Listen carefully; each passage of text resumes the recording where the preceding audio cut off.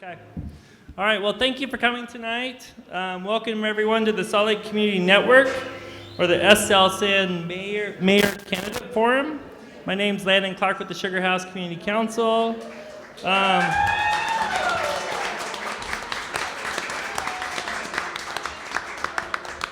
I would really like to thank Fisher Brewery for having us tonight. This has only been open for 2 days, so pretty awesome. I would also like to thank Tina and George. They're going to keep our time over here. She's from the League of Women Voters.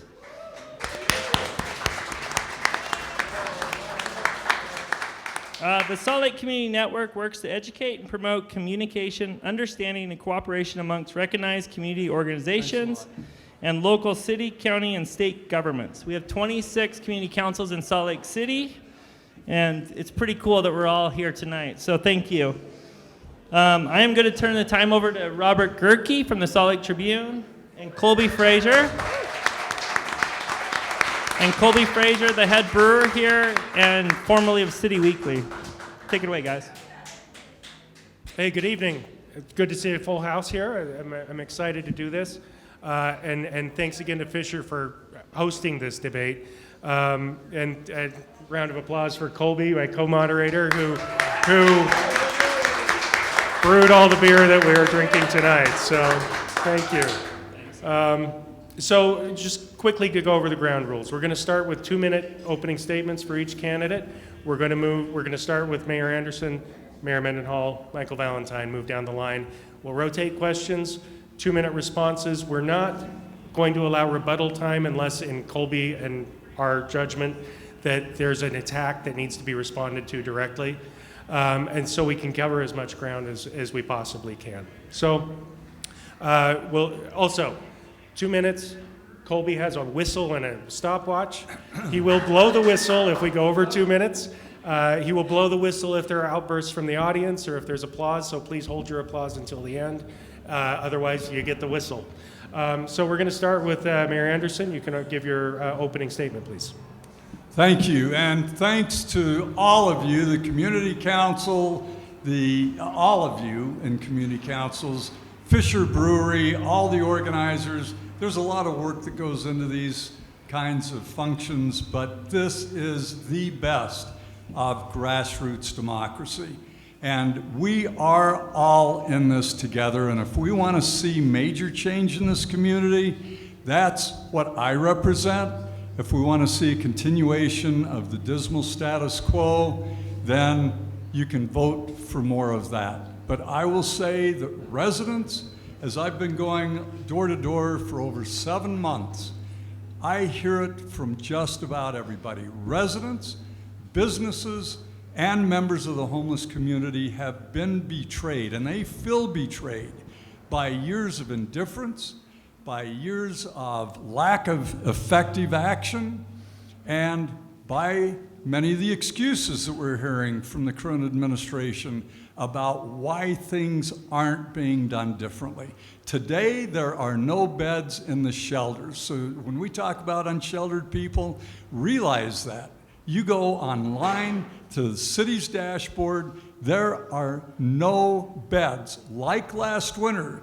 And last winter, the city administration, and they are responsible for what goes on in our city, they turned their backs on hundreds of people, many of whom died from exposure, even more who had amputations of toes, lower limbs, fingers, many of whom I've gotten to know. It is heartbreaking. And when you have to rely on a church like the Methodist Church to open their doors once in a while on the coldest nights to let people who are absolutely freezing in with no action taken by the city, things need to change. And they need to change for businesses and residents who are seeing so many homeless encampments in their neighborhoods and our parks. Thank you very much. Thank you. Mayor Mendenhall, your opening statement. Hi there. Thanks for being here tonight. Thanks for showing up to your community council meetings, most of all. I'm Erin Mendenhall. I know you. I'm a mom, I'm an air quality advocate, and I'm the mayor of Salt Lake City. And I want to thank SLCN for bringing us out tonight. Thank you to our hosts, and thanks to you for providing the questions we're going to debate tonight. There are a lot of matters that affect the city as a whole. We talk about those matters a lot. We'll talk about them tonight too. But sometimes those big issues eclipse the really unique, high priorities of specific neighborhoods, and I'm hoping that we can have a broad discussion tonight of what matters to you in the neighborhoods and communities you represent. In the last 4 years, I have worked hard as your mayor to be a mayor for the whole city, to bring progress to every neighborhood.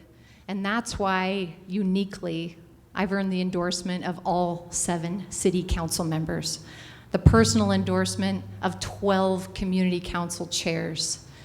And this work that we're doing together is real. I've met with every one of your community councils at least twice. I meet every quarter with the leadership of every community council. My staff is at every single community council meeting. They hold community office hours in every city council district every single month because we want to make it easier for the community to connect with us. We love working with you. The city is not perfect. You and I know that because we meet all the time. But it is pretty great. And we've been through a lot. And we've made huge steps going forward. And I'm not going to let anybody take us backwards. Thank you for being here tonight.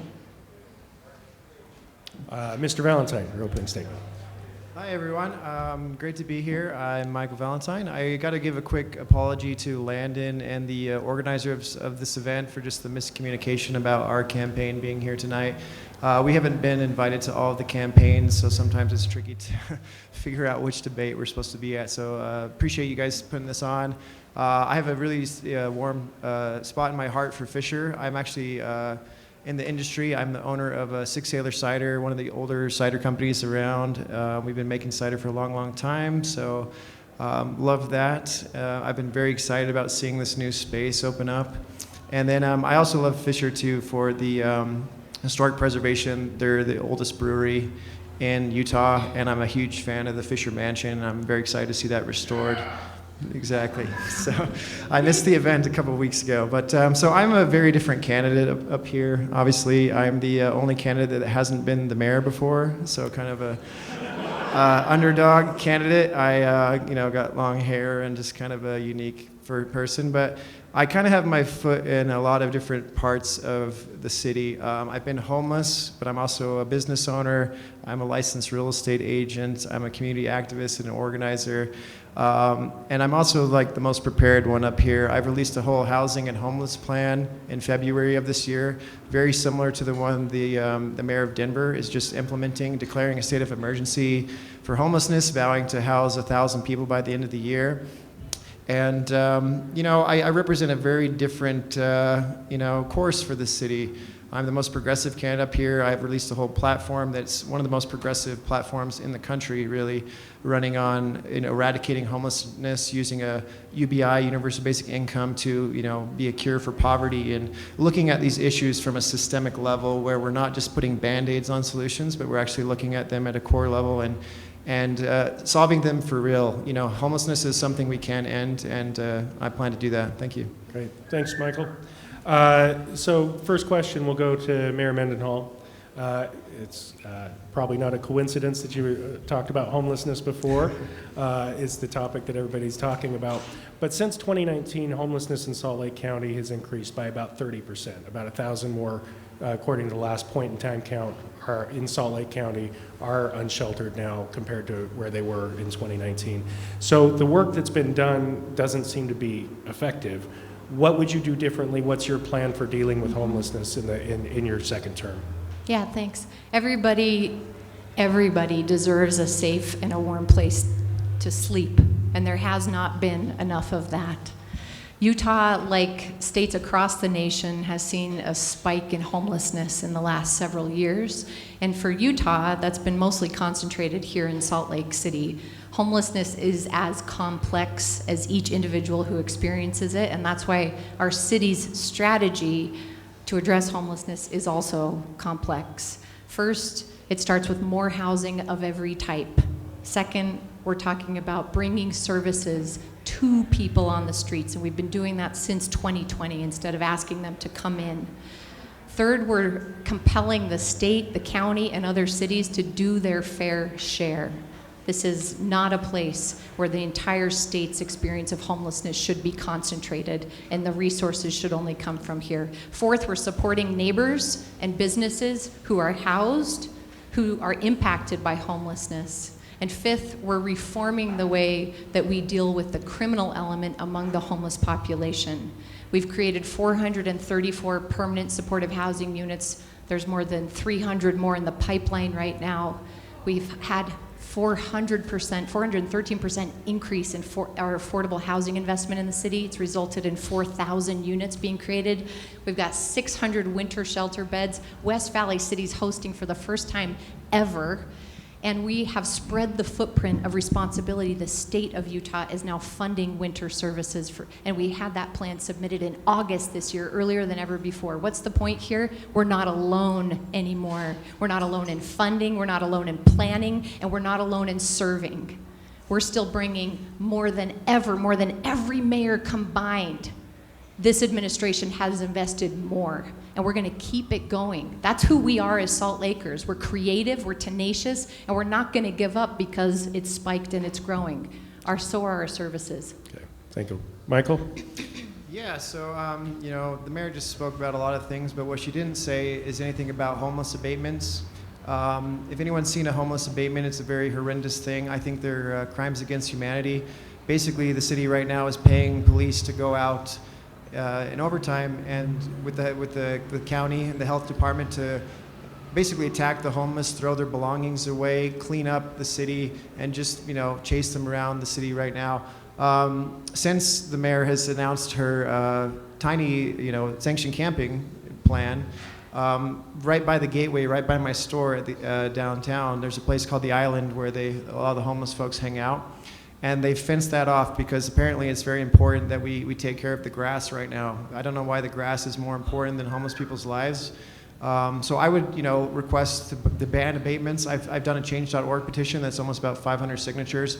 We need to ban abatements right now. Like sanctioned camping is important because we ban abatements and stop attacking the homeless people. I think the biggest difference between us up here is I have personally been homeless. I know what it feels like at a nonverbal level. I remember driving around trying to find a place to sleep and trying to find a place to shower, So when I look at the unsheltered community around the city, I see myself there, It's a very personal issue for me. So what do we need to do different is the question. So I mentioned I released a homeless plan in February of this year. I would declare a state of emergency on homelessness. I'd set up sanctioned camping for everybody, not 50 people. The situation right now with the sanctioned camping area, it's about $500,000 from the city, $1 million from the state, $1.5 million. For 50 people for 6 months. That's about $30,000 per person. We'd be better off just putting these people into apartments, and the average apartment rate is about $1,600 a month, so that's about 18 months of apartments versus 6 months of a pod village, out in the middle of nowhere. So we need to look at this and really end homelessness and eradicate it, and we can do that. Thank you. Mayor Anderson. Thank you. There are immediate needs and there are longer-term needs. The first thing we need to do is get rid of the encampments in our city. Turn public places back for public use.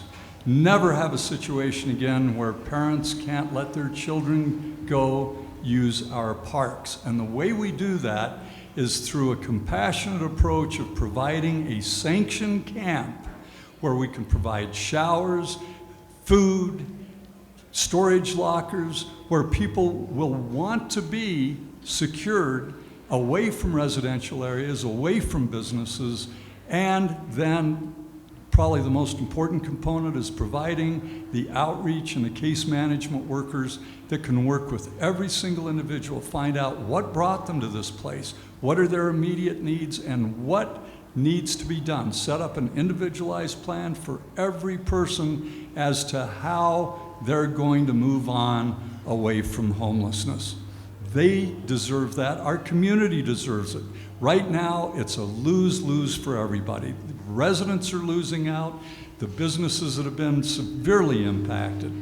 And I've got story after story about people who have been victimized, because of the lack of attention. We had 2 businesses, great businesses, leave our city, Latter-day Brides and Southam Galleries, because they couldn't put up with what we've got anymore, and they pointed right at the mayor and said, we don't have the leadership to get this turned around, and they finally gave up on Salt Lake City. I'm running for mayor because I refuse to give up. I'm going to do everything we can in a humane fashion and providing true, supportive, permanent housing like we did when I was mayor, and by we, I'm talking about just about everybody, for which we were recognized around the country as setting the example for the rest of the country. So before we move off of homelessness, no applause, please. Before we move off of homelessness, everybody seems to agree on sanctioned camping to some degree. No. I want to drill down a little bit on what that would actually look like. Are we talking about, are we allowing drug use, alcohol use? Are we having pets in there? What if people refuse to go to there? What is the alternative at that point? We'll start with Michael. Yeah, so it's a great question. I think all of our sanctioned camping approaches are very, very different. When I talk about sanctioned camping, I've mentioned this in every debate. I hate the term camping. These people aren't camping, they're surviving. Camping is a recreational activity. It's not, what they're doing. And then when you say sanctioned camping, a lot of people think outside, with these pods and different things. My approach is very different. The city has a department called the Redevelopment Agency that the mayor is the executive director of. There's a lot of RDA land all across the city. There's a lot of buildings that are vacant. So when I talk about sanctioned camping, I talk more about finding these buildings and redeveloping them really quickly to house people inside. And the point of sanctioned camping too is it bans abatements immediately, which again are very grave situations of injustice. But the point of sanctioned camping too is to unite all the resources, all the community groups, Nomad Alliance, and Coconut Hut, and all these other places that are donating tons and tons of stuff to help people. But then we intake people, find out what individualized support they need, where they need to go, and move them into long-term housing. Earlier this week, an amazing thing happened in Denver that was very exciting, and we're in talks with Mayor Mike Johnson out there. Maybe it's a thing with Mike and Michael, the 2 mayors. But they had a move-in day where they closed an encampment for the first time by moving people directly into housing. And I've done a lot of research across the world of looking into what's successful, what's not working. Houston was able to house 25,000 people in the last 10 years directly into housing with an 85% success rate. Finland is on the verge of curing homelessness. So we really got to ask ourselves, what's the compassionate approach? A lot of studies have shown it's actually cheaper to put people directly into housing. And then do we want Salt Lake to be one of the first major cities in America to cure homelessness so it just doesn't exist here anymore? That's a possibility in our lifetime. That's something we could do right now, and I just don't take it as a reality that that's impossible. Thank you, Michael. Rocky, you're next. Yes, they're calling what they're exploring now, they call it a pilot project, a sanctioned camp. Well, the city council, I'm sure, did not have 30 pods or 50 pods in mind. To take only 30 or 50 people and put them in these expensive pods, you're putting $1.5 million toward 50 people for what, 5 months, 6 months maybe? You could buy hotel vouchers for every one of them for less than what they'll be spending on this. And worse than that, it's an absolute admission that if you're only putting 50 people in this place and providing for them, you're not showing us a plan for eliminating the encampments throughout the rest of the city. You've basically conceded that they will continue, and that's a bad deal. We talk about compassion. We got to have compassion for the homeless community, but we also have to have compassion for our residents and our businesses that have suffered so dramatically because of the ineffective planning and approach by this administration. It is absolutely foolhardy to say you're only going to do this for 50 people. And by the way, the plan that our current mayor has signed off on, along with others, it called, you know what their goal is? A 2-year goal for eliminating people in our unsheltered community. And by unsheltered, we're talking about people in tents, in cars, in uninhabitable circumstances. Their goal is a pathetic 5% reduction in 2 years. That's what they're shooting for. That's absolutely outrageous. It's outrageous. Rocky, if I could, the question though, I asked what restrictions would be in place in your vision of the sanctioned camping. Okay. And what if people don't want to go there? All right. And we'll give you an extra 15 seconds. And I would model this on Haven for Hope in San Antonio. You don't allow drugs in. You don't allow drug use or sell, certainly. You have it secured, but they're free to leave. But if there are no barrier people, if they come in and they're high on drugs, you want them there rather than inside a tent in Liberty Park. So we've got to, and that's the way to build a relationship over time with case management workers to get them in to drug treatment, mental health treatment, jobs programs, and everything else that can help them transition out of homelessness. All right, thank you.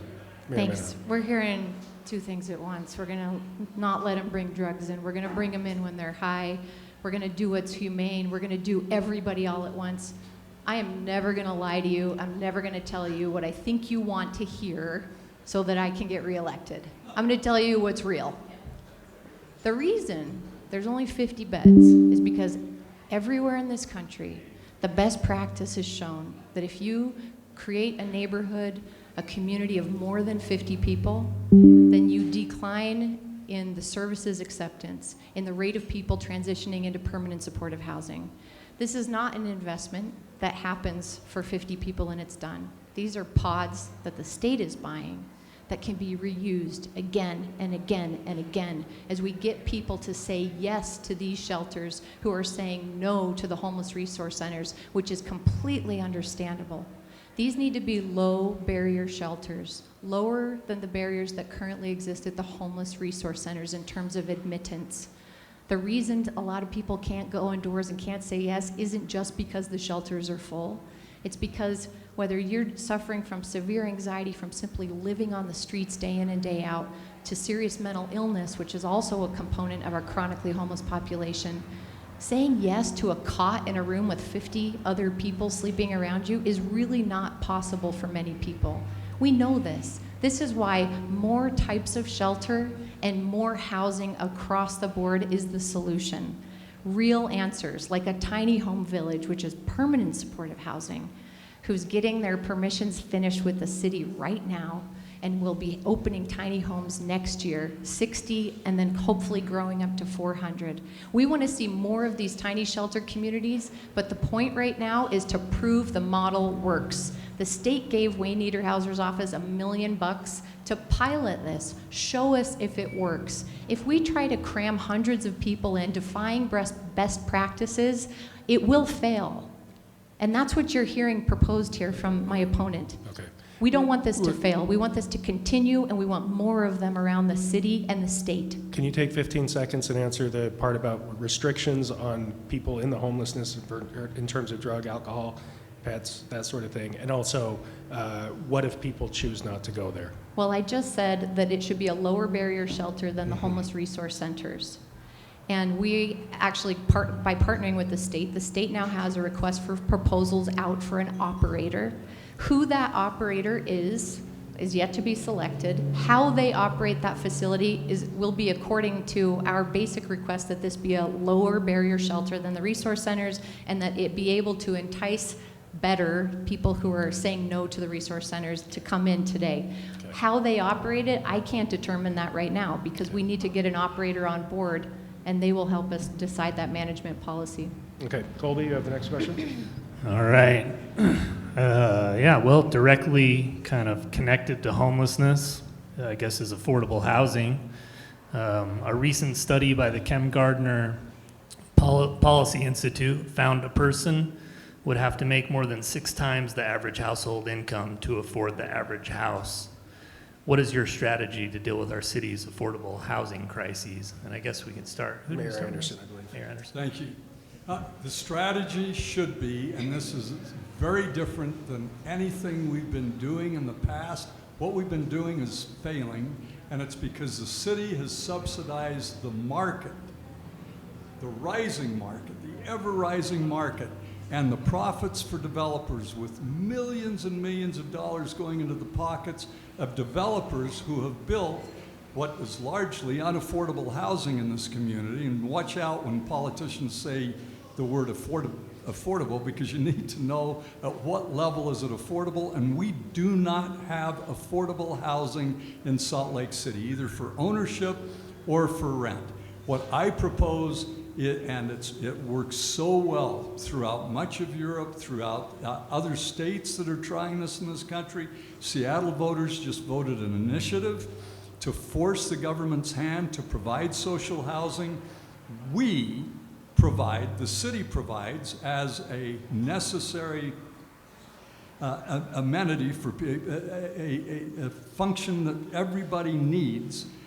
We provide the housing and take it out of the market. So you take the profit margin right out of it, and then you guarantee that people will be able to stay there without being insecure about how much their rent is going to increase. Or you can also take an owner model like they do in Singapore. 80% of the people in Singapore own their homes. 60% of the people in Vienna live in social housing, and it is gorgeous. What we've been building these last years is not gorgeous. It's been, I think, an insult to most of us in terms of the quality of our built environment.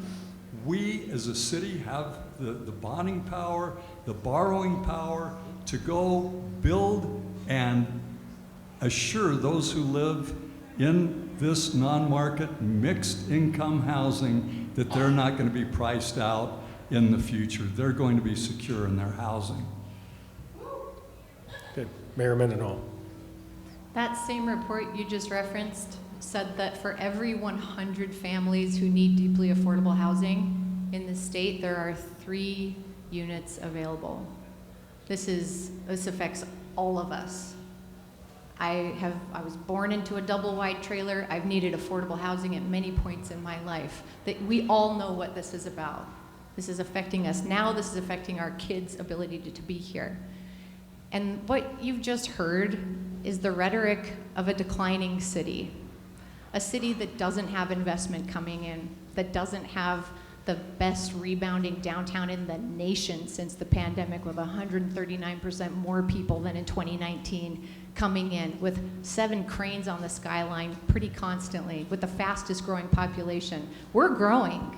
How we grow and how your city relates with it matters a whole lot, not just for your tax dollars, but what we get out of it. A mayor's job is not to get headlines. It's to get results. With our tiny bit of money that we have compared to the state of Utah, compared to the developers that are coming into neighborhoods like this, and the talk about the city using all of our resources by ourselves to bail out the state of Utah, especially coming from someone who's been so cantankerous with the legislature, to bail them out on building affordable housing is an insult to us as taxpayers. We should be using the private development that is happening here already and investing a portion of their total capital stack to get the affordable housing we need. In addition to that, Salt Lake City doesn't invest in the projects. We are not investing in 100% deeply affordable housing unless it's permanent supportive housing with that services wrapped around it. We should be getting mixed income households. We should be getting apartment buildings that have a spectrum of income, because that's what leverages our young people and our families out of poverty and into cycles of thriving. We can do better than to do it all by ourselves and bail the state of Utah out. Okay, Michael? Yeah, so I mentioned earlier that I'm, the only candidate up here that's been homeless. I believe I'm also the only candidate that is actually a renter. I believe both of you guys own your own houses. So I actually live downtown by the Gateway in an RDA property that just opened earlier this summer. The mayor and the city council was outside my front door talking about how great of an investment it was. You want to guess how much my apartment is? A 2-bedroom. It's $2,000 a month. I don't think that's a good use of public money. Real quick about the Kim Gardner Institute, they've been reporting false vacancy numbers for a long time, several years now. They've been reporting numbers about 2%. The actual numbers are about 4%, and that's based on the census, the federal census in 2020. But what's going on too is the city's not building apartments for the community. They're not building public affordable housing. I'm very famous for the Pantages deal, and that was a destruction of a historic theater. But a lot of people don't understand that. The theater was destroyed. It was illegal. There was violation of historic laws, and it was also defunding public arts. But the real story about that is how a $20 million public piece of property was given away to Texas billionaires for a $0 deal that went against everybody. And for what? For luxury housing. That's what they're building there.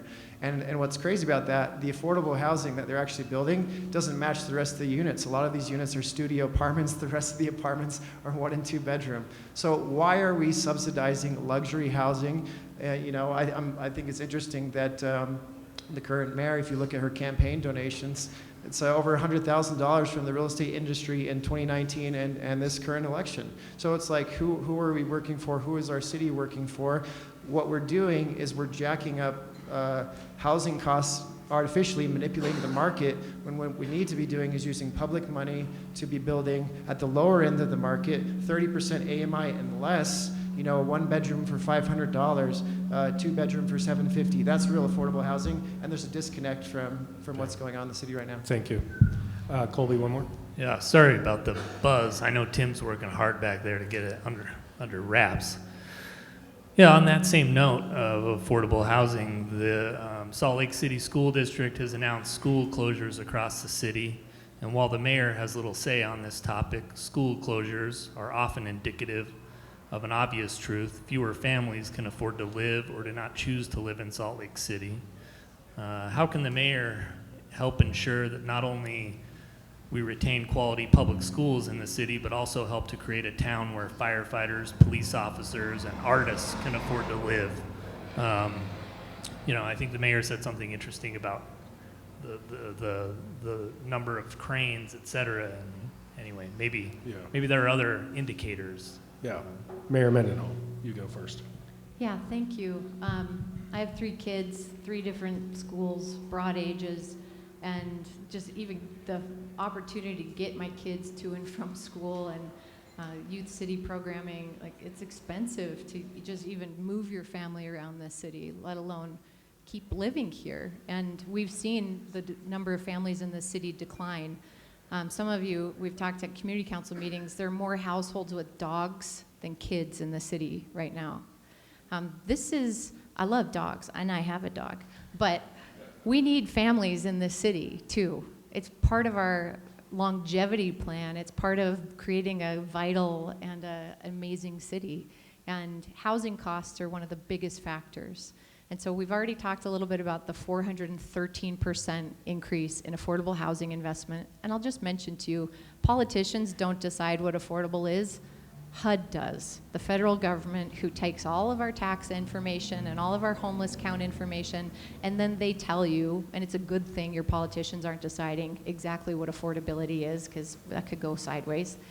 And so we're investing with our sales tax dollars, $55 million so far. The city council just approved $20 million more for affordable housing. $10 million of that is going to create the very first perpetual housing fund in the state. What that means is this is going to be a wealth building housing tool for families and individuals, and it's our intention that the majority of those units are family size, 3 and 4 bedroom. Basically, there's 1,500 units, 500 of them are for ownership, and you come in with a portion of the equity, and the group brings the rest of the equity to you. So you can access ownership and build wealth. Home ownership is one of the greatest creators of wealth in American history, and it's kept out too many people because of the color of their skin, because of their race, and now because of the size of their families in this city. We're overcoming that. For the 1,000 of units that are rental, I'll tell you about the wealth building part of that, or you can check it out at Thriving in Place. Thank you. Michael? Yeah, so real quick, I'm actually not a politician, Aaron. This is the first election I've ever ran in. I'm just a normal person, so I don't know why you're pointing at me there. But, it's not politicians that tell us what affordable is. It's what the average people is. There's a big reason why they talk about 60%, 80% AMI. It's very confusing to most people. If you ask them what AMI, like a normal person, means, they have no idea. but they very know what affordable is. They know a $500 one bedroom is affordable, $750 for a two bedroom is affordable. They know my apartment at $2,000 a month for a two bedroom isn't affordable. So it's important we talk about what we're actually building and what we're using public money for. For families and keeping people in the community. I talked about the Pantages still. That's $20 million of public property that was given away for basically exchange for 40 apartments. What are those apartments? They're studio apartments, most of them. So that's not for a family. Families aren't living in a studio apartment. That's a luxury apartment. So again, we got to look at a completely opposite approach of 30 to up to 30% AMI, what's truly affordable, and build 2 and 3 bedroom apartments for families. We talk about homelessness is very important, focusing on the most vulnerable people, putting them in housing, but the other questions, for affordable housing go way beyond this. I'm a millennial. If elected, I'd be the 3rd youngest mayor in city history at 35 years old. Millennials are the first generation in America to go backwards, where we have a worse standard of living than our parents. I would love to buy a house. I am not able to buy a house. I either can rent a very expensive apartment, or I can go buy, a $1 or $2 million house in the Avenues or something. There's not any middle ground there. So we need to be, having the city help first-time home buyers, mortgage assistance, using public money to actually build the right housing at the bottom end of the market. And if we do that versus what's going on right now, what happens if Salt Lake starts building affordable housing for the rest of the valley? We'll decrease housing costs for everyone across the board. Okay, thank you. Rocky? I think the mayor owes it to the families and others in this community to do everything we can to preserve our very best neighborhood schools.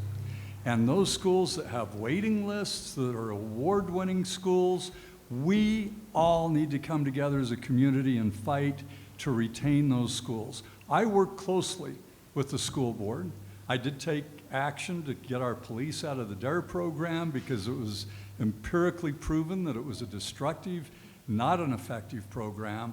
And I worked with the school board to get effective drug prevention programs into our schools. But beyond taking those stands, we need to be a family-friendly city.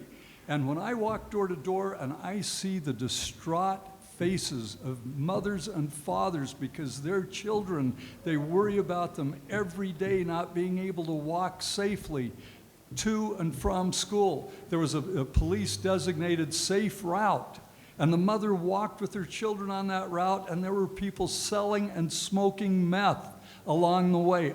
Not one day goes by during this election that I don't think about what these parents were telling me and how badly we need to turn things around.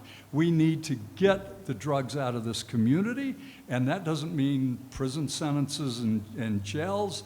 It means getting them into drug court and drug treatment and starting to help turn lives around. And people very near and dear to me have gone through those programs, and it was the best thing they said that ever happened was that they had to go before a judge and get into drug court. Now, these cranes don't mean families. They are not family units that are being built, these luxury apartments. So that's an absolute scam on us, that our dollars, millions of our dollars, are going into the pockets of these developers. Finally, I would say if we want to be family friendly, we will provide 24-hour child care, affordable for every person in this community, and make it an evidence-based program. All right, I have a question about density and zoning. Wells Fargo building is applying for to go up to 30 stories in height in Sugar House. The IHC building is applying for unlimited height over here on 8th South. This building that's going in back here is now going to 40 feet? 90 feet. 86. So what is your philosophy on zoning and density? Should developers have wide latitude to be able to build where they want, what they want? And what should the city be demanding in exchange for these concessions? We'll start with you, Mayor Mendenhall. You are the bread and butter of changes to zoning. The city has pretty strict zoning. We're using new forms like form-based code, and we're listening to the community. So Ballpark's a really good example of that, the Ballpark Station Area Plan, where there was a proposal through the Station Area Plan, which was created with the community for transit service area zoning, TSA. And fast forward, the B's leaving, the neighborhood's changing, $100 million trust fund investing in this neighborhood. And the neighborhood says, actually, we want to see something different. We want to see different kind of activations, and we're open to different forms of buildings. So what's before the city council now is a change, and it's because we've listened to the community. For a state that's growing as fast as we are, 18.4% growth, a community that's one of the epicenters of that growth, right here, thousands of new residents every year, we got to be talking to each other and working together, because the zoning, as soon as it's updated, is almost outdated. And that's why the process, I think, that we allow developers to go through, to sit with you in your community council meetings, to have our staff listening in those community council meetings to the community feedback, it's iterative, and it should be iterative. If you're asking outright, Gerke, if I think we should have high density and reimagine some of these skylines, in some places, yeah, we should. In some places we should. And we decided that, not me at the time, but 27 years ago when the RDA was created in Sugar House, we said collectively as a community, do we want to grow lower and wider or narrow and tall? And the community said, we want to concentrate this instead of eliminating our historic neighborhoods. That's why Sugar House looks the way it does. Should it be even taller? Let's hear what you have to say. I mean, this is the community's opportunity at every step to inform the administration and have an impact at the city council level where those land use decisions are made. And I'm glad you're in the conversation with us, and I'm glad to say my administration is responsive to you. Okay, thank you. Mr. Valentine. Yeah, I wish they had that community approach in the city 2 years ago when I tried to save the Pantages for the whole state of Utah. Right now, the city is basically ran by developers. It's like the Wild West. Same on the legislature. So many people have ties to developers. You know, Kirk Colmore, who's responsible for like 50% of all evictions in Utah, which is insane. He's up there writing laws. So I'm running to rein developers in. You know, I've been in real estate over half my life. I'm a licensed agent. I'm a business owner. I love development. I love building. I'm not anti any of that stuff. But the point of having the city is we're focusing on the community, what we're doing for the community. Right now, the RDA, the Redevelopment Agency, which is a collection of city property, you know, dozens of acres, millions and millions of dollars, is basically working as the dollar store for developers where people can just come in, bypass the community. In the Pantages deal, we did a grammar request for the city. We found out the RDA and Hines were literally writing city memos in tandem there. So to have developers literally bypass the community to just get public property, $20 million for a $0 deal, it's very concerning to me. Where what we need to do is we need to rein the RDA in. We need to have it work for the public. We need to be building stuff for the community. And we need to be talking about zoning and density to be part of that plan. So I'm downtown. I live in District 4. I've been downtown for a long, long time. You know, that's where density is really, you know, should be going higher and higher, and then have that radiate out across the community. And, you know, building higher density along public transportation lines is something that really makes sense. But at the same time, we can't just be building and building for developers, for out-of-state, you know, tech workers or Goldman Sachs people coming in here and displacing locals.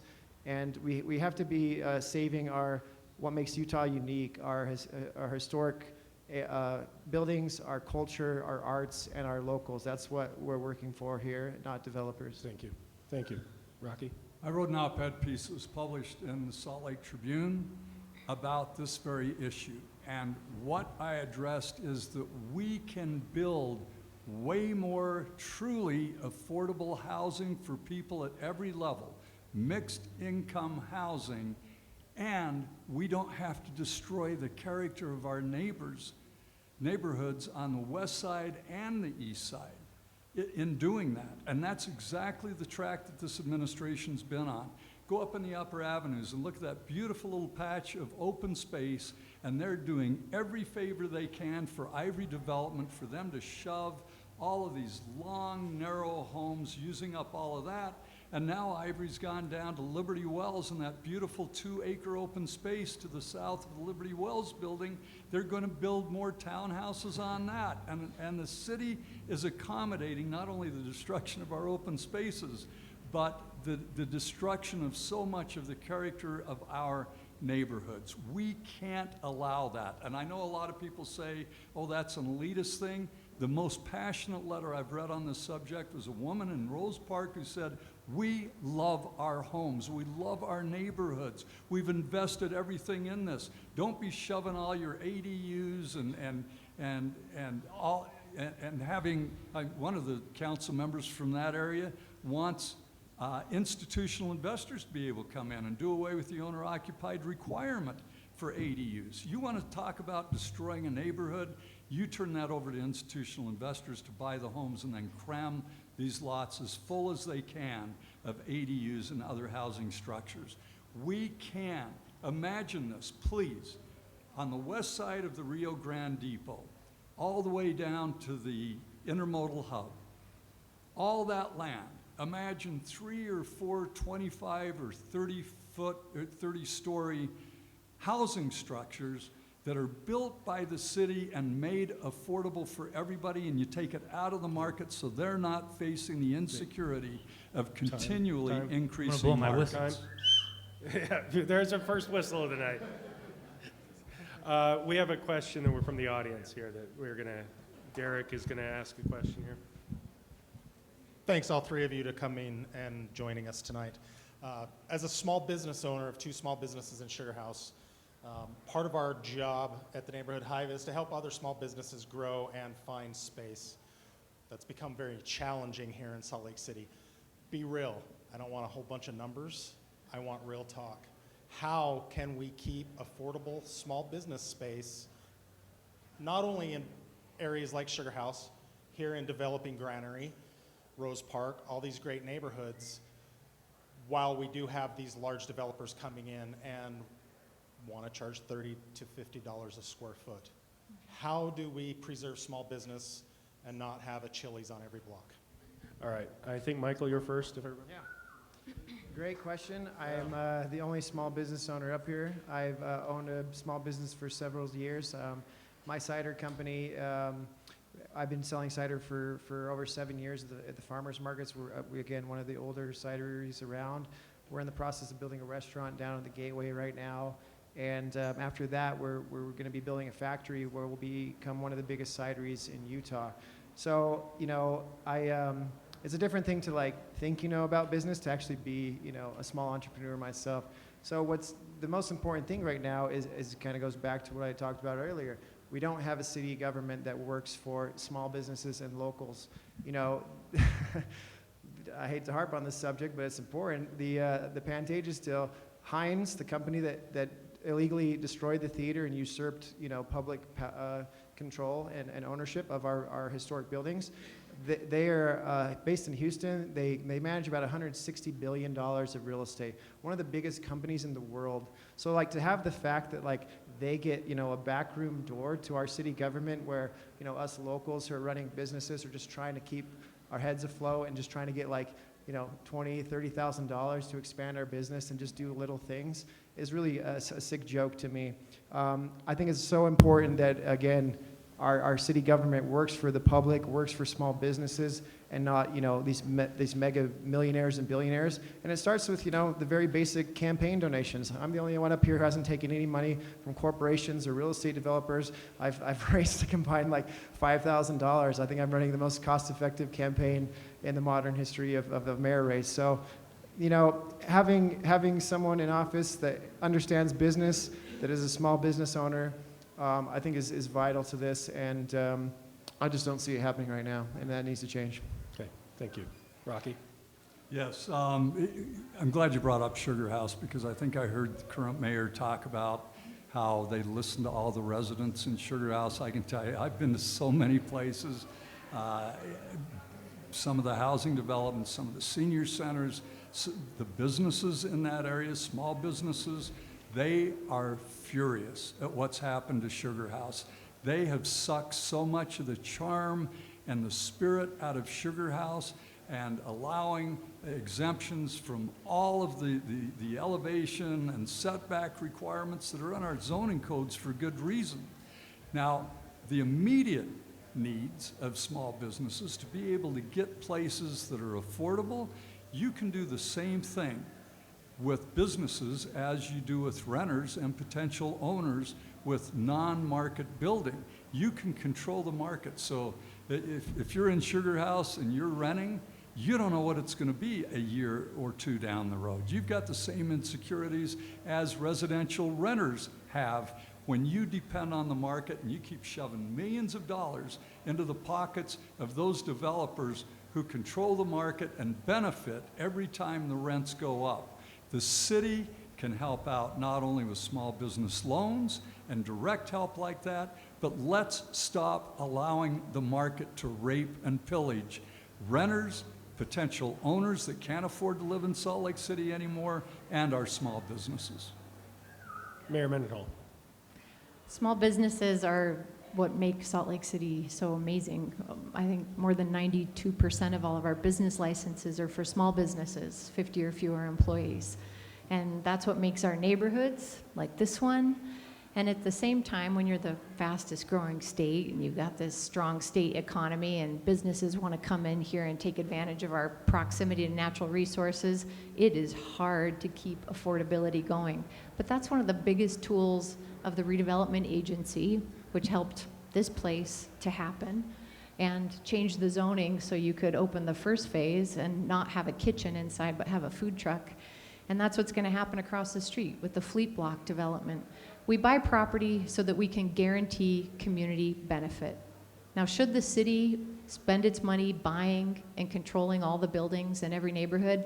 I don't think so. There's smarter ways to do it. And one of the ways we've done that is by helping small business owners get loans, low interest loans that they can use to purchase the building they're in if they have the opportunity to do that. We have grant programs in our small business program. And if you are a small business owner, you know our economic development team. They are amazing, and they're working their butts off out there to help you connect with every resource they can. We changed our entire economic development philosophy when I came into office, which was primarily focused on recruitment outside of the state, bringing people in, and we flipped that to amplify who is here and support the businesses are here, because we believe fundamentally that when we do that and you thrive, that's the biggest attractant we can create. Telling who we are and showing how much we take care of each other. That's the focus of our economic development team, and I think they're doing an amazing job. I also want to say that connecting transit and bringing more customers in, 21st South rebuild, 11th East rebuild, we are finally replacing the crumbling infrastructure that we have been suffering with for decades.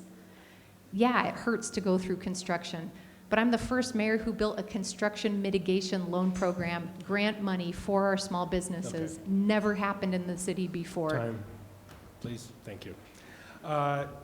Colby, you have a question? Yeah.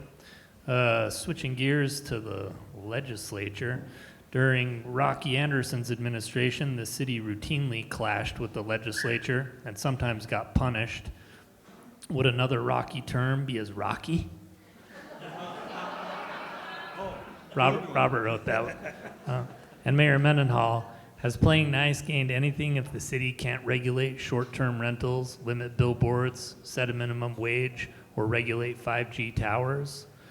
What's your philosophy in dealing with the legislature? And I believe, Rocky, you're first on this one. All right. I know that there's this urban myth that I couldn't do anything with the legislature. Let me tell you, I have had such great collaborations with people from both sides on the Hill. It's true that on matters of absolute principle, like the initial illegal legacy highway, I joined with the Sierra Club and another organization that formed, and it was so clearly illegal what the state was doing that we challenged them and we beat them. It's a much more environmentally friendly and compatible Legacy Parkway now, because we had leadership that wasn't always looking to go get a place at the table with the powerful up at the legislature, like we hear from our current mayor, like she did with the inland port. And by the way, she says, oh, I want to sue everybody. isn't it interesting that she voted to stop Mayor Biskupski from suing to stop the inland port, and then when the Mayor Mendenhall decided to run for mayor, she could see what people wanted in this community. She said, yes, we're going to continue the lawsuit when I'm elected, which is exactly what she did. And by the way, I don't know of one way that we were ever hurt. There was no retributions. There was some of it threatened. You know, these guys would say, oh, you did this and we don't like it. But I got along so well with so many people in leadership. Kurt Bramble and I would get together regularly for lunch. There are people in the top leadership in the legislature that have told me, I met with one of them twice, and he said, Rocky, you are the leader that we need at this time. We're not talking about partisanship. We're not talking about old battles. We need you to finally turn this around in our capital city, and I know you can do it. Okay. Mayor Mendenhall. Thanks. I'm glad legacy came up because it's important that we talk about two parts of legacy. One is Legacy Highway. Has anybody driven on it? It's real. It happened. It was not a successful bunch of time, money, and relationships that were wasted by Mayor Anderson in the past on our behalf. But most of all, I want to talk about his legacy with the legislature. When I came in to City Council back in 2014, joined the legislative subcommittee right away for the city, and sitting down, getting to know the state leadership, one of the first things they told me was, we're still punishing you for Rocky. Don't you know? Real Salt Lake, it's not in Salt Lake. Legacy Highway, it happened. The detriment to the legislature, you can see it in the lack of affordable housing investment until I became the mayor. You can see it in the lack of homelessness responsibility, coalition building, or planning until I became the mayor. The legacy is rich. You can both drive on it and you can ask anybody in state leadership who is a good leader for this city. Who is good, I would say, depends on who shows up and doesn't walk away. You don't get to be the litigator in chief.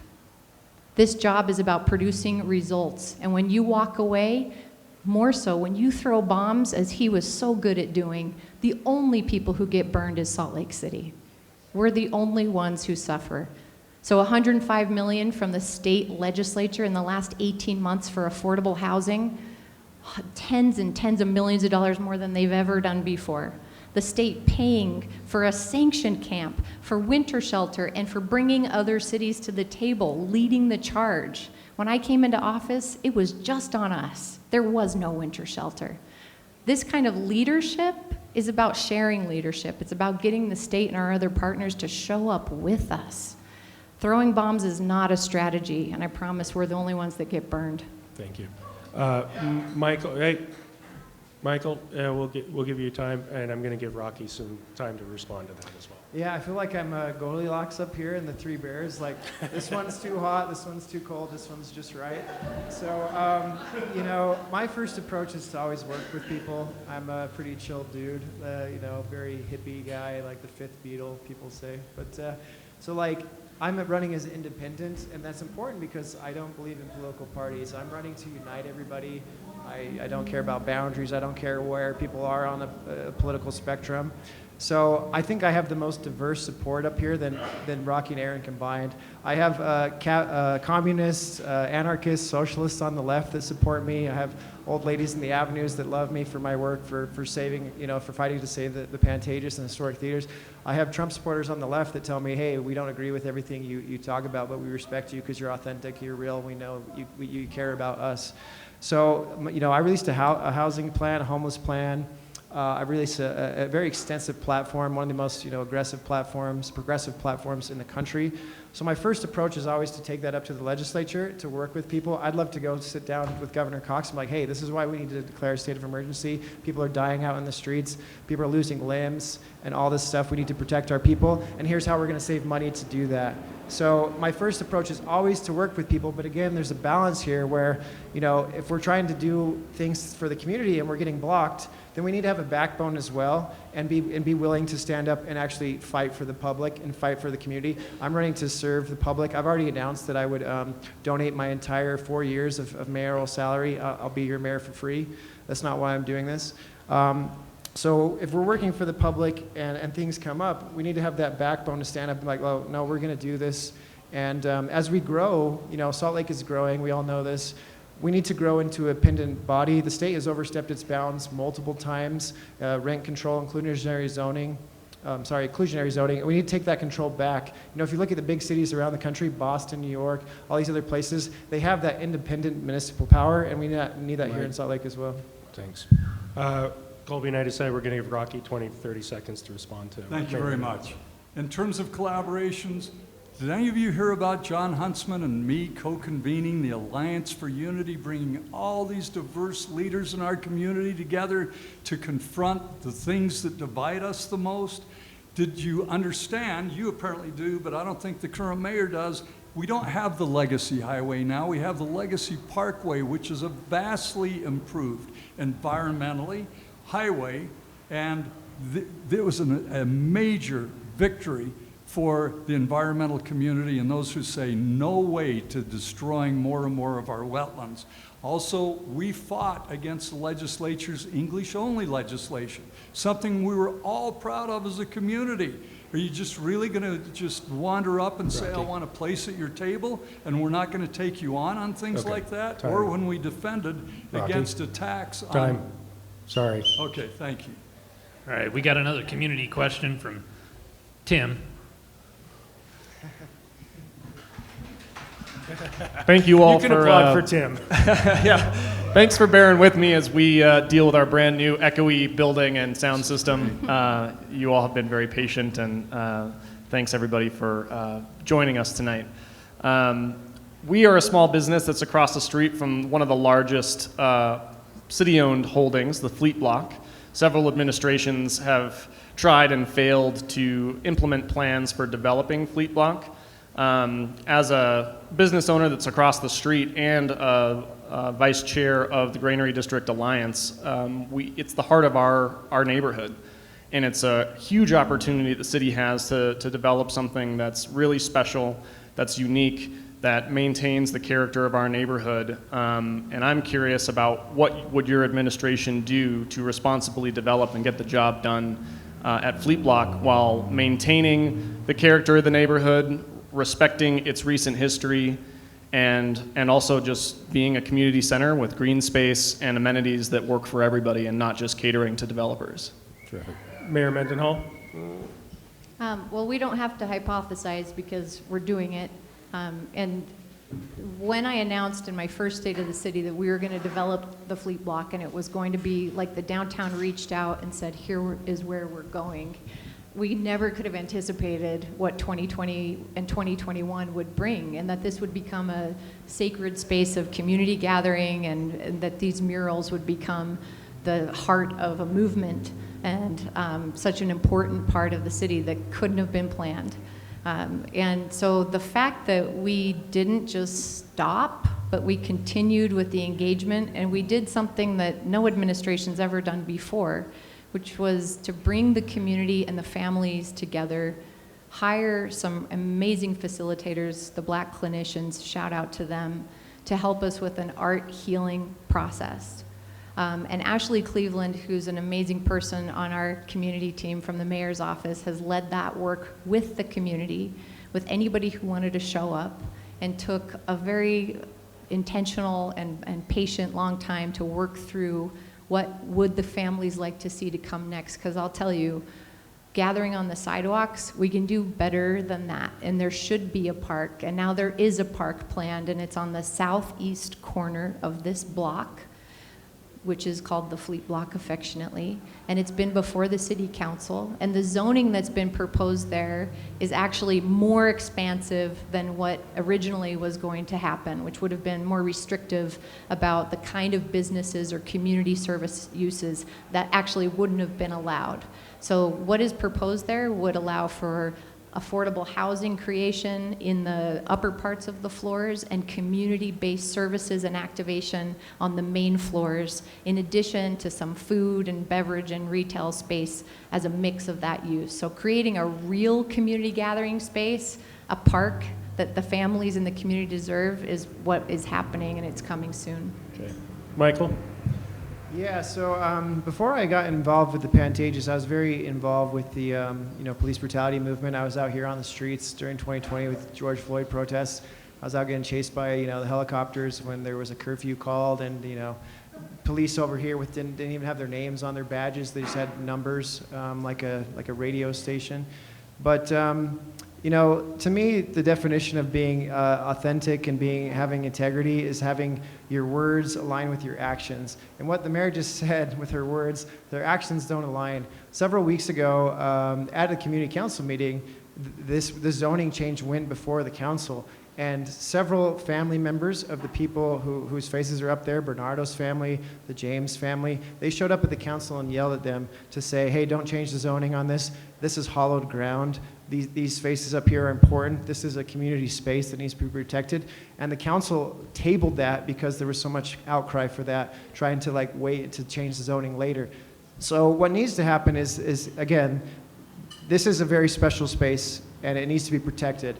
These people up here matter. All their names up there matter. I have a background in historic preservation with the Pantages. We set up a 501c3 nonprofit for the theater I'm a director of. We also set up a restorative society that I'm the director of as well. And what's really cool about historic laws is they don't just apply to one building for architectural reasons. They can also apply for cultural reasons. So we can invoke them on the west side to protect cultural historic neighborhoods. But this place needs to become a Salt Lake City landmark right away. These murals need to be protected. They need to not be destroyed. Anything that happens here needs to be a community space. It needs to be inviting for the public. It needs to be a park. It needs to be a place where people can come and pay their respects to the people that lost their lives out here on the streets. And that's something that's, I chained myself to the theater. That's something I chained myself to this place right now. This is so important, and we can't lose these faces out here. We can't forget these names and forget these families. Okay. Mayor Anderson? Thank you. You asked what we would do. There are a lot of things that I would love to see on a plot of land like this in this amazing community, but that's not how it should work. We've seen failure after failure in terms of process with this administration. We saw a false start. They started gouging the foothills up here because they were hearing from one part of the community.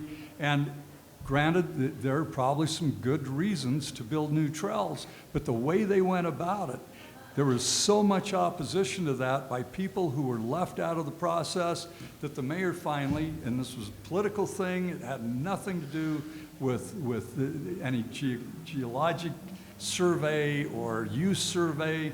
She just put a moratorium on it because there was this conflict that could have been avoided if she brought everybody together. It's amazing what can happen when you get differing voices in the community and you finally figure out what is going to best serve everybody, and you let the community decide that.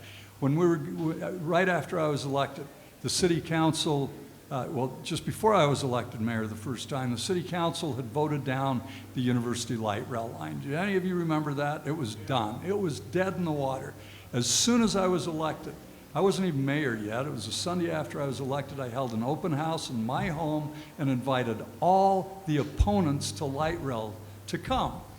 They were heard. They voiced their concerns, what the problems that they saw were, and we set about addressing every one of them, and they were converted. The folks who had the logo, Citizens Against Light Rail, they finally came over because we solved the problems. We solved the problems with dust, with having one lane open at all times, with more parking along the way. We listened to them, and we respected their voices, and we finally brought the anti and pro light rail community together, and we made it happen. We ought to do the same thing with every major project like this in this community, and never, ever do a no-bid deal like we're seeing with this administration. So on this one, Michael, I'm sorry. I'm probably going to throw a curveball here. I think I'm going to skip you and have you comment at the end if you want. Because last week, Rocky, you sent out an email to your supporters accusing Mayor Mendenhall of a smear campaign, a whisper campaign, that you were a misogynist. And so the question I have for Mayor Mendenhall is, were you promoting those rumors? And for you, Mayor Anderson, do you feel like you've always behaved in a straightforward, up and up manner when it comes to your interaction with women? So we're going to start with Mayor Anderson first. Yes, I treat employees the same way, men or women. But if people aren't doing the job, if we're not getting it done, I take that very seriously, whether it's in my law office and we're working for my clients, or I'm mayor and we're working for the residents and taxpayers of this city. And I can get real passionate about getting things done, have a reputation for setting goals and getting things done, and it's only after anybody was terminated, and there were 2 instances of this, once in my law practice, and it was an absurd response by the Tribune, what they did, and I beg you, read that article, because virtually everybody that responded to that article said, there's nothing there. These were 2 women, and it didn't matter that they were women, they happened to be. There was no gender involved in the termination decision or in my treatment. And yeah, I think I've probably mellowed out in terms of my dealings with people, but you can see on my endorsements and otherwise, you can talk to a woman here who's our only paid staff member of our campaign. We've worked together in a law office setting, we've worked together with the Justice Party, and now on this campaign. There are intense times, and yeah, sometimes we get intense with each other, then we'll joke around about it. It's like family. But I am never one to discriminate against anybody on behalf of gender, and there's never been one shred of evidence that anything I did in the workplace had to do with gender. I've fought for women's rights. I've fought for so many individual women. The women that I've fought for, both in my public offices, in my nonprofit work, or in my law practice, they take the greatest offense when they read this about the claims of people who never said a word until they were terminated. Okay. Mayor Mendenhall, was your campaign behind this whisper campaign against Mayor Anderson? No. And do you believe what he's just said here about No, I heard about this, though, this week. I think it's Dee Dee's ghost is what you're talking about. And it's not, I have nothing to do with it. My campaign has nothing to do with it. And the reality is, you can search him, go to Deseret News, go to Tribune, there's nothing to hide there. So it's interesting that this is the first time it's come up in this campaign.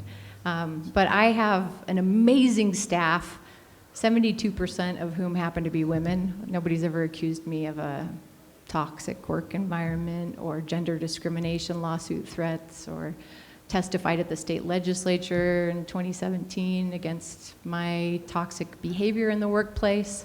This is all just in the papers, and it's been interesting to see how the existence of misogyny in this world, undeniable. State of Utah, undeniable. I came into office in 2014, I think women held 16% of all elected seats in this state. I think we're up to like 26%. I mean, you can't deny that it exists here. But should it exist in City Hall? No. Okay. Should it exist in any of our offices, in our community councils, in our homes? No. No. Okay. And I'm really proud of my administration, of our amazing team, and the people who stayed with me versus the 41 people who were quit or were fired in his first 6 years. I've had 1 chief of staff. I've had 2 communications directors, one of whom had a child and then came back and is now back on my staff. So, I mean, you do your homework, and nobody's here to deny that misogyny exists. It absolutely does. It's how we manage ourselves as human beings. And I'll tell you, as a woman, it's not the same as a man. Okay. Rocky, we're going to give you 30 seconds after Michael. Do you have any thoughts on this topic, or should we move on? I'll do 30 seconds, I guess. You want to give Rocky 30 seconds? Yeah, thank you. To challenge somebody who's in elective office because of their gender, that doesn't make you anti their gender. And yet one of the mayor's supporters, the day that it came out that I was going to be running, she gets on social media calling me a misogynist. Really? I'm against women because I'm going to challenge the mayor who has turned her back on so many women who are suffering all last winter, one of whom lost half of her foot to frostbite. Where's your concern for humanity there? This isn't about misogyny or sexism.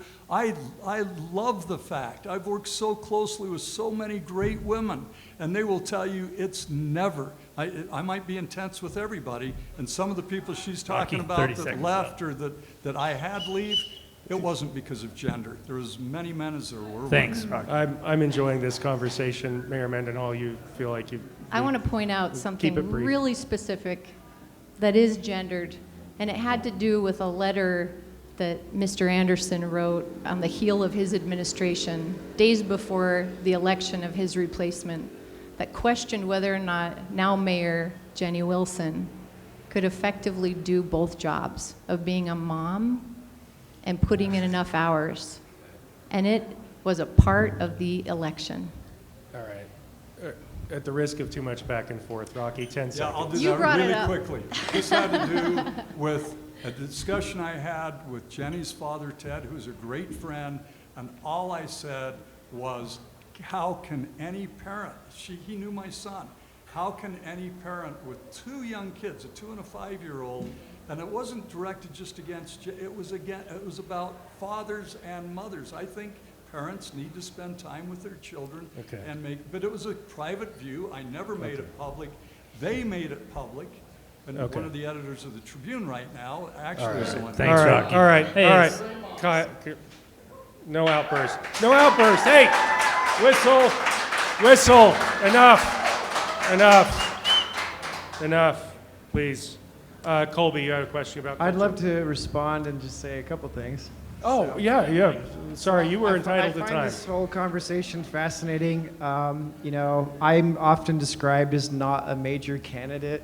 I'm being left off debates. About half the debates we haven't been invited to, you know, with like the Rotary Club. It took my campaign manager a long time to try to fight to get on the Tribune and the PBS and KUER debate last week, and I appreciate Rocky speaking out for me to be on that.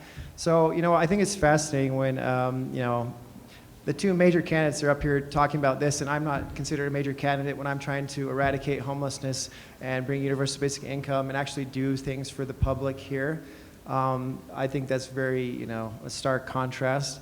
And then I'd also like to mention, you know, we had that Crossroads debate, the very first debate, and there was some interesting accusations about that after, about, you know, Rocky and I being sexist up here for some of our attacks against Mayor Mendenhall. I, you know, personally have nothing against Mayor Mendenhall for being a woman. I've never attacked her on that. She seems like a great mom. She seems like a great person on that regards. I've always focused on the issues.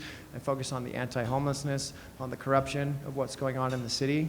So I take offense to, you know, these being dismissed and, you know, to being sexist, which is not the case. But anyway, I'd like to get back to the issues and actually talk about, you know, how we better the city, how we get people into housing, how we get people off the streets, you know, how we save this murals across the street, how we eradicate poverty through universal basic income, how we make Salt Lake City one of the first major cities to just get rid of homelessness, how we build the city of our dreams. I think what's really fascinating about this too is like, you know, I love what Mayor Mendenhall talks about is like, you know, moving forward together, but like these are two failed politicians of the past. I think, you know, there's only one candidate up here who represents the future, who represents this generation, who is running to serve the public and not themselves. I've taken, you know, zero money from corporations, developers. I have, you know, vowed to donate my entire salary for 4 years. I'm here for public service. I'm here for all of you guys. We're gonna try to squeeze in two more. Colby's Thanks, got Michael. one here. All right. As parts of our city is knocked down, hauled away, and rebuilt, how large of a role should cultural preservation play in saving something of our past while striking a balance with our future? Maybe Michael should start this one. Yeah, Michael, why don't you, since we skipped you last time, let's go. Well, I love this It question. turns out I heard something about you mentioned the Pantages earlier. Yeah, so we'll start with you. Yeah, so I'm actually, I haven't mentioned it yet tonight, but so You know what's fascinating about this is I mentioned, you know, I was quoted in the, I think it was KSL earlier yesterday, where I mentioned, you know, I tried to meet with the mayor for 2 years. I made an offer to buy the theater for $500,000. Then I made an offer for $2 million. I was working with investors. I brought the League of Historic American Theaters here. I talked to the Pantages in Tacoma that were willing to fly out for free to restore our theater, our sister theater that was, you know, restored in 2018. I was about talking to the Eccles. I hired someone to put the theater on the National Registry. I filed the voter initiative. I've literally done everything to try to just like give this to this lady on a silver platter and be like, hey, work with me, like help me save this historic building for the future generations of our kids, our grandkids, and just like make one of the greatest places in the state, you know, sustainable. In return, the city said they inflated the restoration cost by $40 million, which was wrong. They canceled public tours and surveys in 2018 and 2019. The director of the RDA, Danny Waltz, actually showed up to a Preservation Utah meeting in 2018 where he was told by SHPO, the State Historic Preservation Office, that the theater was eligible for the registry, that it was historic, and then we literally proved that by putting it on the registry. And I tried to meet with her, and right before she scheduled the meeting, the next week she gave the theater away to the developers. And then when I met with her, it was 10 minutes. It took me 2 years to meet with her for 10 minutes, and she wiped her hands and said, verbatim, sorry, I can't do anything, the house has been sold. So to like, do all this work of what I've been trying to do for so long. I've never wanted to run for office. Like this is, you know, out of frustration. I'm a filmmaker. I just wanted to create a historic place for people. And now I'm literally the director of 2 nonprofits, one for the Pantages, one for our, you know, historic buildings across the state. I think it's very egregious, and I'm very concerned about, you know, defunding the arts and just basically giving our historic places away to developers for free while we lose the soul of our city. Thank you, Michael. Mayor Anderson. Yes, I think historic preservation has to take a huge priority in anything we do. We have lost so much already. When I first came in as mayor, the prior administration had on her own, without any request for proposals, no competitive bidding, said, okay, we're going to bring the University of Utah art program down into the Brooks Arcade. I came into office and I said, no, we're not.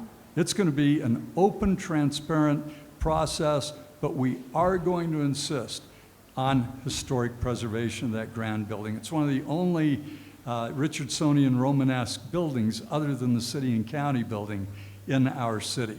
That's something to embrace. We ought to be doing the same thing with the public safety, the old public safety building. They're on 3rd West and 2nd South. That has sat basically rotting, not put to good use, not becoming housing or anything else during the entire 4 years of the Mendenhall administration. What an absolute loss of opportunity. And I would say also, don't ever destroy housing, whether the housing has historic preservation on its face or not. Do not destroy housing to build what's been primarily very unaffordable and often architecturally awful housing. It's not enough just to restore people to affordable housing somewhere else. We're denying them of their homes, their neighborhoods. And we have plenty of places that we could build non-market and mixed income housing and protect people from the ravages of this insane market and the insecurity that comes with either trying to buy or renting these spaces. And it's something we need to commit to. I know I've discussed this some, but please open your minds to it. Google Vienna Renters Paradise or Oasis, New York Times. It's amazing what you'll see, and I've read so much about this. It is absolutely to the advantage of everybody, and we can do that and preserve our historic buildings. Mayor Mendenhall. Great, I've got a lot to pack in here. Check out Vienna. They've been investing since World War II, which we haven't done.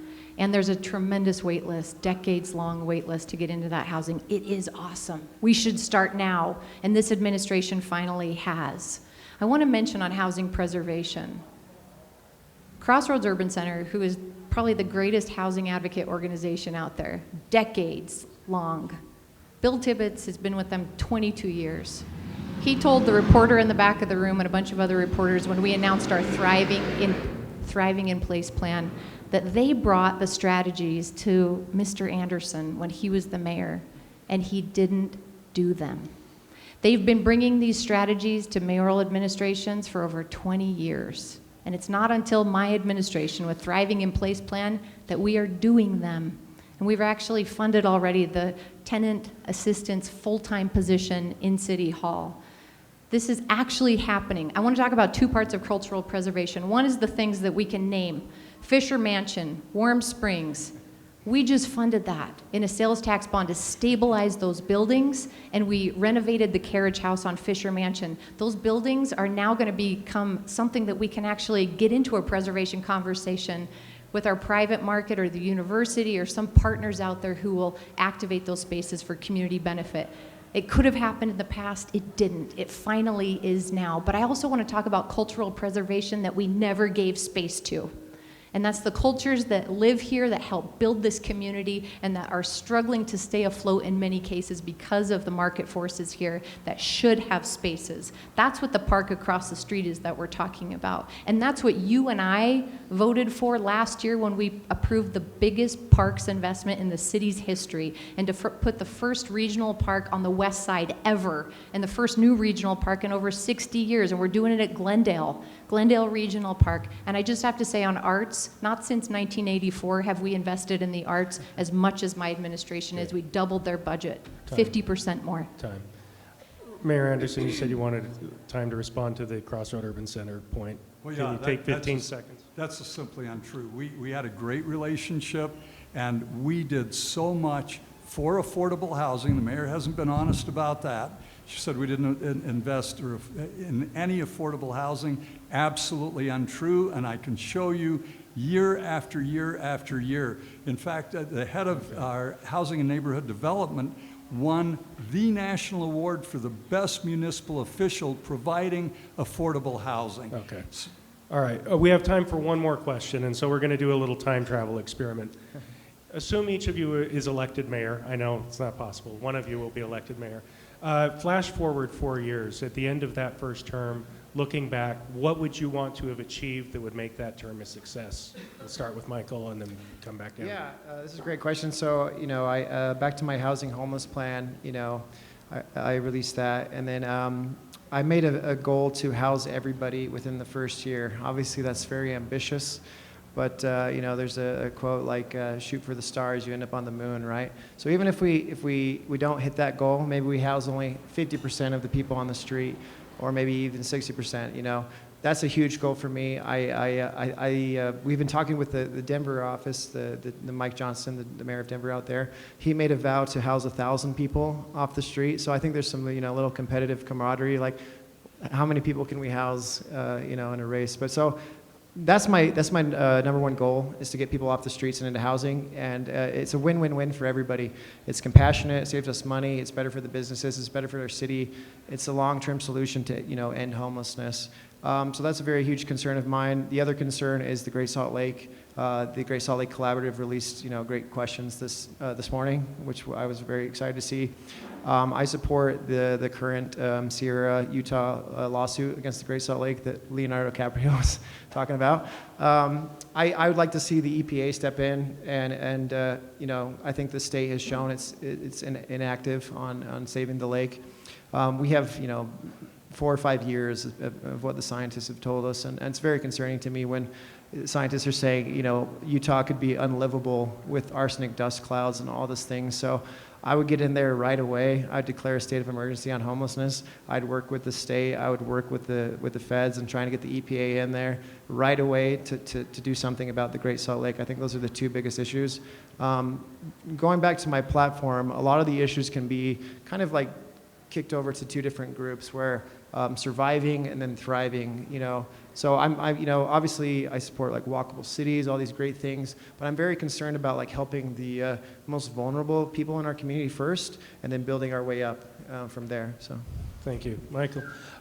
Rocky, looking back, what would you want to accomplish? What would be a successful term for you as mayor?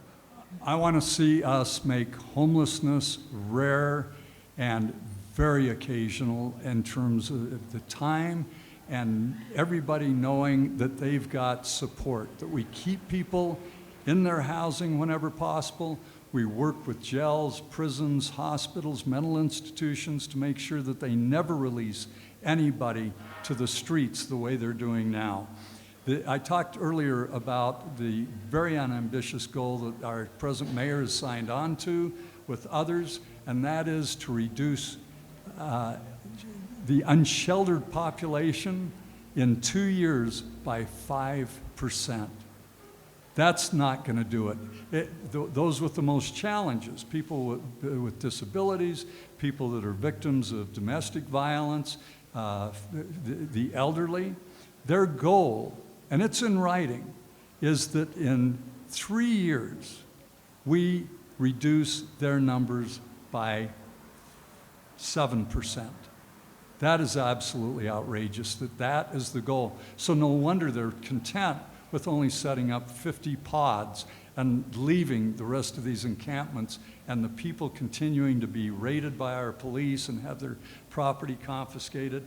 I want to see us be known once again, as we were when I was mayor, and it wasn't just me, it was the city, it was the county, it was the state, it was the philanthropic community, the LDS Church. We were all pitching in, and we were viewed around the country as being the best example that other cities and states could look to for eliminating chronic homelessness. And then what happened? For about 9 years, it all came to a screeching halt, and we lost all that advantage that we had. I'd also want to make sure that in 4 years, none of us are worried about the decimation of our city because of the destruction of the Great Salt Lake. We've got to do everything we can to make certain that we get rid of these agricultural practices that are sucking up 68% of our water resources. Thank you. Mayor Mendenhall. Everything I'm about to say is either in process or is done and is going to grow. More housing of all types, not only funded by Salt Lake City, but taking advantage of the private investment dollars that are building here already and getting more out of it. That's a big difference between me and my two opponents. More housing protections, and that's what Thriving in Place is finally going to bring. We finally have addressed this, and you helped us build it. Also, that it's not going to get shut down by the legislature because we didn't build it in defiance, and it's not going to go through a process just to be killed once it becomes law. No one who's unsheltered that won't have an option of a bed or a front door. We're going to put more ribs on the spine of our tracks. We're adding public transit. We've added a lot. We're adding trails. The 9 line right here is about to be finished connecting the Folsom Trail, our foothills trails. More public transit. That's already in the process and more coming.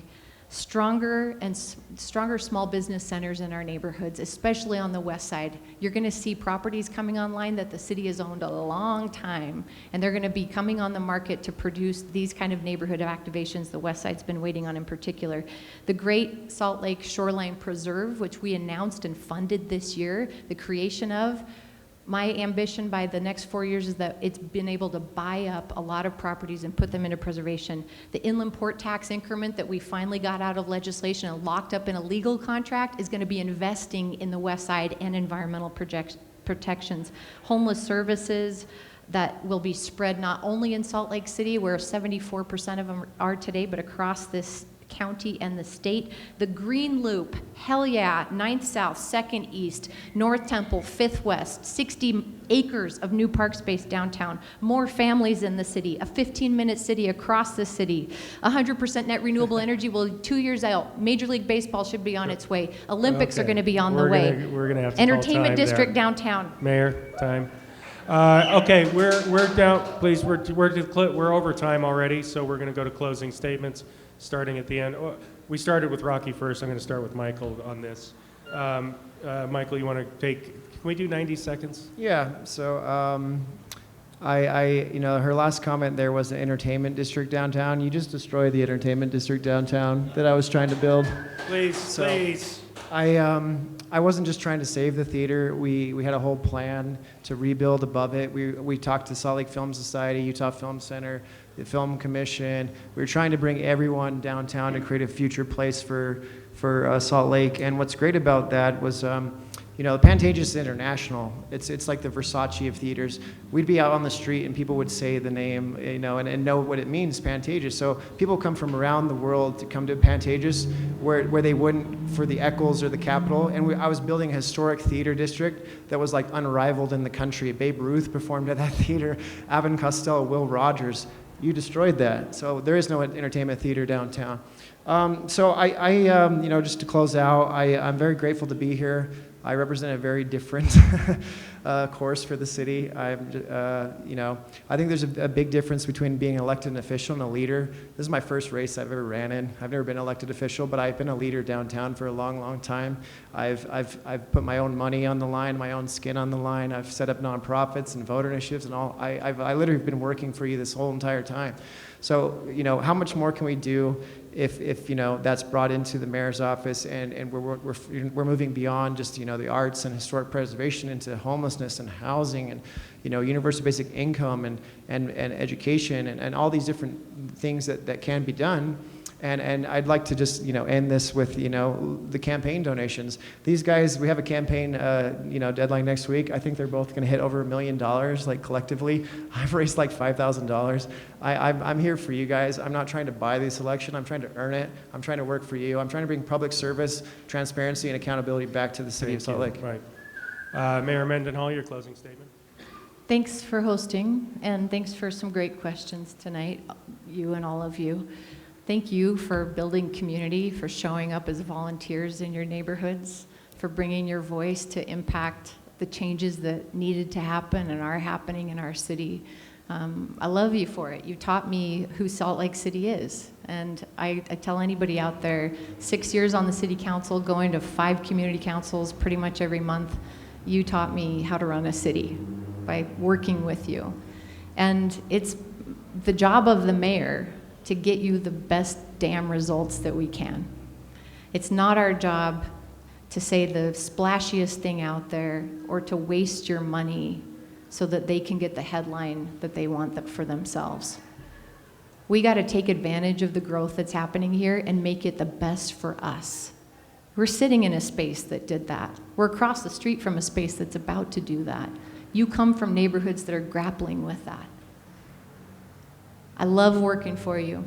Salt Lake City is not perfect. We've got real challenges. But for the first time in decades, we're not alone. We're not fighting and wasting our resources at every turn. We're leveraging not just these housing developers that are coming in, but the state of Utah. The state of Utah, who's partnering with us and who's calling other cities to task to step up and help their residents. I don't want to be alone. I don't want to waste your money. And as a Salt Laker, I want to see all of these things happen, and they're in track to happen, but they are not guaranteed. And the tone of leadership of the city is what will determine our success. Thank you. Mayor Anderson, closing. Well, if the tone of leadership in this city is going to indicate what our success is, then something's been very wrong for 4 years. We have encampments throughout this city.